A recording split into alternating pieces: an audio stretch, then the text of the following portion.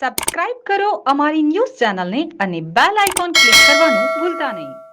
આજે વાત કરીએ તો સુરતના ભેસ્તાન ડેપોમાં ઓરેન્જ બીઆરટીએસ કંપનીના ડ્રાઈવરો દ્વારા સમયસર પગાર ન મળતા હડતાળ પર ઉતર્યા। આ ત્રણ રૂટ ઉપર અસર થશે। સુરત મનપાના ટ્રાન્સપોર્ટેશનને લઈને ખૂબ જ ગંભીરતાથી કામ કરી રહી છે, પરંતુ બીજી તરફ બીઆરટીએસ બસ સેવાને લઈને જે કંપનીઓ કામ કરી રહી છે તેમની સંતોષકારક કામગીરી જણાતી નથી, જેને કારણે લોકોએ પરેશાનીમાં મુકાવવું પડે છે। આજે ઓરેન્જ બસના ડ્રાઈવર દ્વારા હડતાળ પાડવામાં આવતા રૂટ ખોરવાયો હતો। પગાર સમયસર ચૂકવવામાં ન આવતા સુરતના ભેસ્તાન બીઆરટીએસ ડેપો ખાતે આજે ડ્રાઈવરો દ્વારા હડતાળ ઉપર ઉતરવાનો નિર્ણય કરવામાં આવ્યો હતો।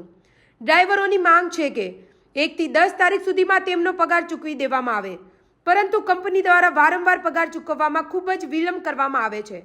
ગયા મહિનામાં પણ 22 તારીખે પગાર ચૂકવવામાં આવ્યો હતો। પીએફ પણ સમયસર ચૂકવવામાં આવતું નથી। તમામ ડ્રાઈવરો દ્વારા આજે હડતાળ પર ઉતરી જવાનો નિર્ણય કરાતા મુશ્કેલી ઊભી થઈ। મારું નામ વાજીદ હુસૈન ગુલામ હુસૈન મણિયાર, મેં અમદાવાદથી છે સાહેબ। અમારી એ માંગ છે કે આ 2 મહિના પહેલા બી હડતાલ થઈ હતી ને આ જ મુદ્દો હતો અમારો પગારનો। પગાર અમારો 1 થી 10 ની અંદર થઈ જવો જોઈએ। આજે 11 તારીખ, 2 મહિના પહેલા બી આ લોકોએ 15-20 તારીખ કરી નાખી, 22 તારીખ કરી નાખી હતી। પીએફ નું, પીએસઆઈ નું અમારું એ જ ઇસ્યુ કે પગાર સ્લીપ આપી અમને બરાબર, એ બી 6 મહિનાથી અમારું પીએફ કપાય છે। 1 જ મહિનાનું પીએફ અત્યારે બતાવે છે જમા ખાતામાં, પીએફ માં છે જોયું તો અમે લોકો। જમના ન્યૂઝ સુરત।